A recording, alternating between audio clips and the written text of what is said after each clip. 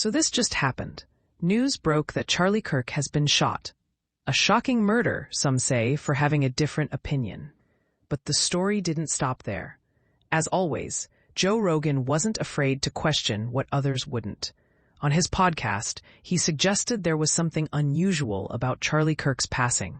And within minutes, the internet's focus shifted to one name, his widow, Erica Kirk. At first, it was about grief. Soon it became about power, influence, and suspicion. Rogan didn't accuse anyone, but his tone said enough. He called the case unusual, hinting that details didn't add up. The suspect, the timing, even how quickly authorities released information. Everything felt too perfect, too staged. How did he get to the roof? No one checked. No drones, Rogan asked. This story doesn't make sense. That single line ignited the internet. People began linking dots, analyzing every pause, every look. Before long, speculation spread that the mystery wasn't just about a shooter, but about what happened after Kirk's death.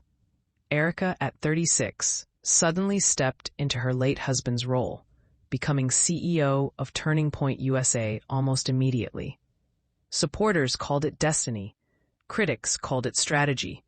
The internet replayed Rogan's clip over and over, convinced his skepticism pointed toward something deeper. Every frame of every video was dissected. Every word from Rogan analyzed like code. And then came the viral moment.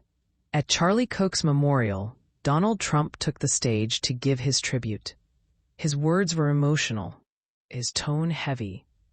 But what came after stole all the attention.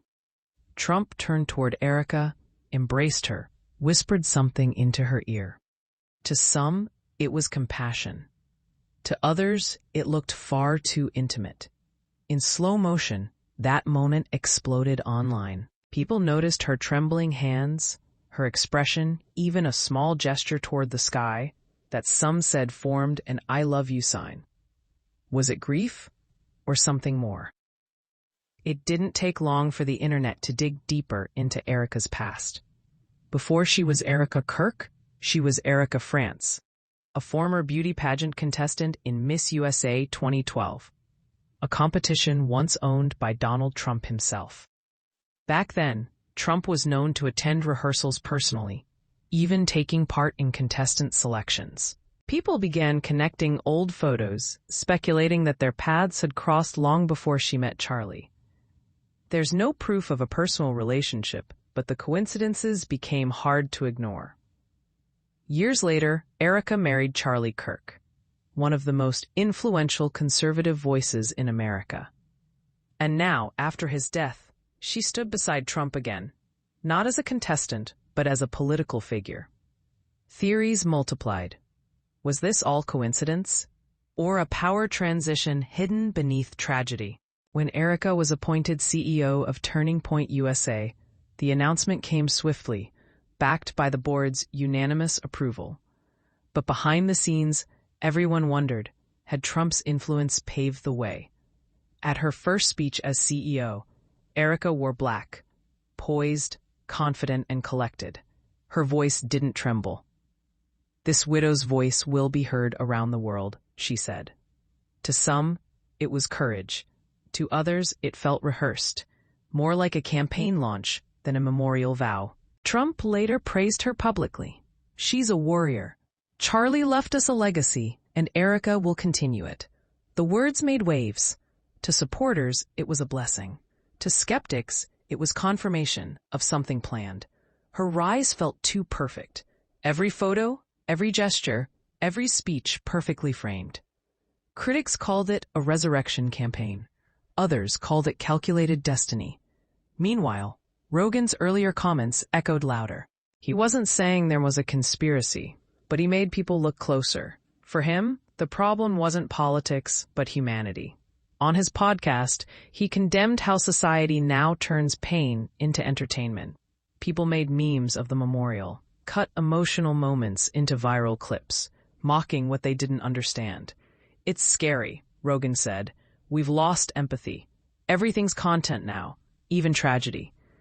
As the days passed, Erica's silence only deepened the mystery. She didn't address the rumors, didn't deny or confirm anything, and that silence kept people talking.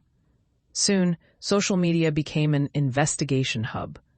Users broke down timelines, analyzed camera angles, tracked seating charts at events. Every handshake, every nod, every glance became evidence. Posts with zoomed-in photos and arrows claimed to reveal hidden messages. Some showed Trump whispering to Erica at events.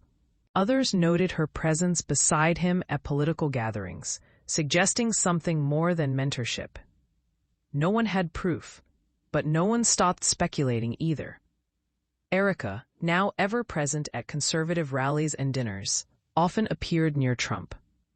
Sometimes she introduced him with confidence. Other times, she stood silently behind him. Their closeness sparked endless conversation. To some, it was a passing of the torch.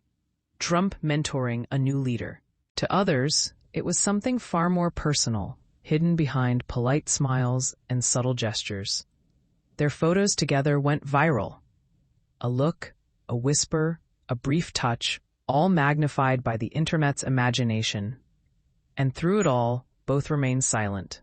Erica continued posting about faith and gratitude, quoting Bible verses, and talking about light in dark times.